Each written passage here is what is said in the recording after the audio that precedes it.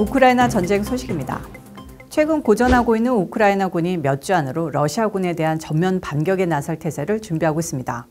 주요 언론에 따르면 우크라이나는 이번 작전으로 향후 전투 및 평화 협상의 우위를 점하려 하고 있습니다. 현재 러시아는 전쟁을 장기화하며 차츰 우크라이나의 반격으로 이뤘던 우크라이나의 점령지를 되찾고 있는데요. 우크라이나 역시 나토의 무기 제공과 훈련 지원을 통해 반격의 반격을 준비 중입니다. 전문가들은 우크라이나군의 반격 작전 성공은 포병부대, 탱크사단, 보병부대 등 서로 다른 부대가 협동작전이 얼마나 잘 운영되는지에 달렸다고 강조하고 있습니다. 군사 전문가들은 우크라이나 군의 재반격이 서방에서 지원받은 로켓, 대포 같은 지상의 장사적 무기를 동원한 대규모 공격이나 연쇄 소규모 공격을 통해 이뤄질 것으로 예측하고 있습니다. 이를 위해서 최근 미국에서 지원받은 고속기동 포병 로켓 시스템 하이마스, M270 다연장 로켓, 대구경 곡사포 등 사거리가 60마일에 이르는 정밀 타격 무기들이 대대적으로 동원될 것으로 보입니다. 또한 미국이 인공위성 등을 통해 파악에 제공하는 정밀 러시아 군사 배치 정보 등으로 러시아 군사기지, 사령부, 보급선 등을 노릴 것으로 보이는데요. 이를 통해 러시아군의 사기 저하와 작전 능력 괴멸을 꾀할 것으로 예상할 수 있습니다. 또한 군사 전문가들은 우크라이나 지상군의 반격은 먼저 포와 로켓을 발사해 러시아군의 후방을 때리고 뒤이어 전차를 앞세운 지상군이 진격하는 방식이 될 것으로 내다보고 있습니다. 특히 가디언에 따르면 영국이 지원을 약속한 챌린저2 전차 14대가 대반격 시점에 맞춰 우크라이나군에 인도될 것으로 전망돼 전차 부대의 위력 향상에 톡톡한 역할을 할 것으로 기대됩니다. 한편 공격 지점에 대해서는 의견이 분분합니다. 앞서 우크라이나는 남부 헤르손 지역을 공격하겠다고 수개월 동안이나 연막 작전을 펴고는 북동부 하르키우 지역을 공격해 영토를 수복하는 성동격서 전술을 사용한 바 있습니다. 러시아가 동부 전선인 바흐무트 공략에 역량을 쏟아붓는 가운데 전혀 다른 방안으로의 공세가 점쳐지고 있습니다. 전국의 지역사회가 학교 폭력 사태로 휘청거리고 있는 가운데 오늘 또 테네시주의 내슈빌 사립초등학교에서 한 여성이 쏜 총에 학생 3명과 성인 3명이 목숨을 잃었습니다. 사건이 발생한 더 커버넌트 초등학교는 유치원생부터 6학년까지 다니는 약 200명 정도의 작은 학교로 오늘 오전 사건이 발생했습니다. 신고를 받고 출동한 경찰은 초등학교 건물 2층에서 총격을 가하던 용의자는 경찰에 의해 그 자리에서 사살됐습니다. 경찰은 6명의 목숨을 앗아간 28살의 범인은 한때 더 커버넌트 학교 학생이었다고 밝혔습니다. 하지만 그녀가 몇 년도에 학교를 다녔는지 확실치 않다며 총격 사건 관련해 동기 및 학교와 관련 여부 등을 조사 중이라고 덧붙였습니다.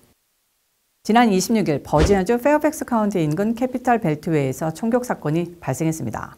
버지니아주 경찰은 캐피탈 벨트웨이에서 총격 사건을 일으킨 것으로 의심되는 차량 사진을 공개하는 등 용의자 파악에 전력을 다하고 있습니다. 경찰은 26일 오후 5시경 페어팩스 인근 리틀리버 턴파이크 출구 근처 사구 하이웨이에서 북쪽 방향으로 운전하던 한 차량이 총격을 가했다는 신고를 받고 긴급 출동했습니다. 발표에 따르면 운전하던 메르세데스 벤츠 승용차와 은색 쉐보레 실버러더 픽업 트럭의 운전자들 사이에서 실랑이가 벌어졌고 벤츠 차량 운전자가 픽업 트럭을 향해 총을 쐈다고 밝혔습니다. 발포된 총탄 중 한 발은 픽업 트럭이 아닌 고속도로 반대쪽을 달리던 차량을 관통했는데요. 다행히 해당 차량의 운전자는 부상을 입지 않았습니다. 한편 검찰은 사건을 목격했거나 용의자 차량과 탑승자에 대한 정보를 아는 주민들에게 아래 번호로 신고해달라고 당부했습니다. 전 세계 총기 사건 중 3분의 1이 미국에서 일어난다고 합니다. 일반 살인사건, 자살 사건부터 무차별 총기 난사 사건에 이르기까지 모든 유형의 총기 폭력 사건이 미국에서 더욱 빈번하게 발생하고 있습니다. 최근 몇 년간 미국에서의 총기 난사 사고가 급격히 증가세를 보이고 있고 올해 초에만 벌써 40건이 발생했는데요. 이는 1월 기준만으로는 미국 역사상 가장 많은 불명예스러운 기록이라고 합니다.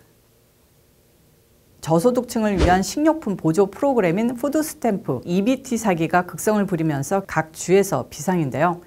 메릴랜드 주정부가 스냅 EBT 카드 사기로 피해를 입은 수천 명 저소득 주민들에게 피해 보상을 실시하기로 결정했습니다. 메릴랜드 웨스트모어 주지사는 지난주부터 약 1,300건의 EBT 사기 청구에 대한 보상을 승인했으며 환급될 금액은 총 76만 2천 달러에 달한다고 밝혔습니다. 무어는 성명에서 우리 행정부는 식량과 현금 혜택을 도난당한 사람들에게 신속한 방법을 사용해 피해 보상을 실시할 것이라고 말했습니다. 보도자료에 따르면 2,300명 이상의 메릴랜드의 성인과 가족이 2022년 10월부터 2023년 2월 사이에 EBT 카드 사기로 인해 혜택을 박탈당했습니다. 사기범들은 EBT 카드 수혜자들의 카드 정보를 훔쳐 어카운트에서 돈을 빼내는 수법을 사용했는데 조직 범죄단이 현금 자동 인출기나 일반 업소 등에 있는 카드 리더기에 몰래 부착해 정보를 빼내는 장치, 스키머를 사용하는 경우가 많은 것으로 전해졌습니다. 한편 2022년 10월 1일부터 2023년 2월 28일 사이에 혜택을 도난당한 메릴랜드 거주자는 온라인 양식을 작성해 5월 31일까지 피해 보상을 신청할 수 있습니다. 3월 1일 이후 사기 피해자는 피해를 발견한 후 최대 45일 동안 청구를 제기할 수 있습니다. 피해 보상 프로그램에 대한 자세한 내용은 메릴랜드주 복지부 웹사이트에서 확인하실 수 있습니다.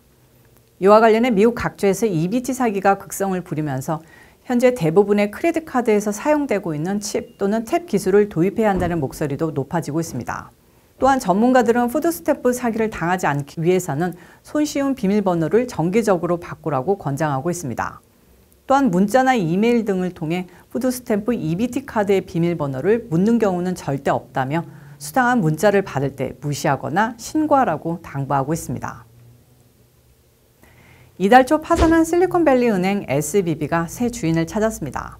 퍼스트 시티즌스는 SVB를 인수하며 모든 예금과 대출 720억 달러 규모의 SVB 자산을 165억 달러로 할인된 가격에 매수하는 데 합의했다고 밝혔습니다. 이에 따라 17개 SVB 지점은 27일부터 퍼스트 시티즌스 지점으로 영업을 시작합니다. SVB는 퍼스트 시티즌스가 계좌 이전 완료를 통지하기 전까지는 기존 SVB 지점을 계속 이용하도록 고객에게 권고 중입니다. 퍼스트 시티즌스는 노스캐롤라이나주 롤리에 본점을 두고 있으며 자칭 미국 최대의 가족 경영 은행입니다. 최근 몇 년 동안 부실은행을 사들인 최대 매수 기관으로 꼽힙니다. 오늘 퍼스트 시티즌스의 인수 합의 훈풍으로 미 은행주들이 급 반등했습니다. 이달 초 SVB 파산과 시그니처 은행의 연쇄 붕괴로 이들 은행에서 예금 인출이 증가하고 주가는 급락세를 지속해왔습니다. 여기에 유럽 대형 투자은행 크레딧 스위스까지 흔들리면서 전 세계 주식시장이 출렁였습니다. 하지만 오늘 퍼스트 시티즌스의 SVB 인수 소식에 주가는 장중 최대 49% 폭등세를 기록했습니다. 제2의 SVB로 지목됐던 퍼스트 리퍼블릭 은행은 오전 한때 30% 이상 폭등했습니다. 금융당국이 비상대출기구 확대를 검토 중이라는 소식 또한 호재로 작용해 주가 반등세를 이끌었습니다. 27일 K나우 뉴스는 여기까지입니다. 시청해주셔서 감사합니다.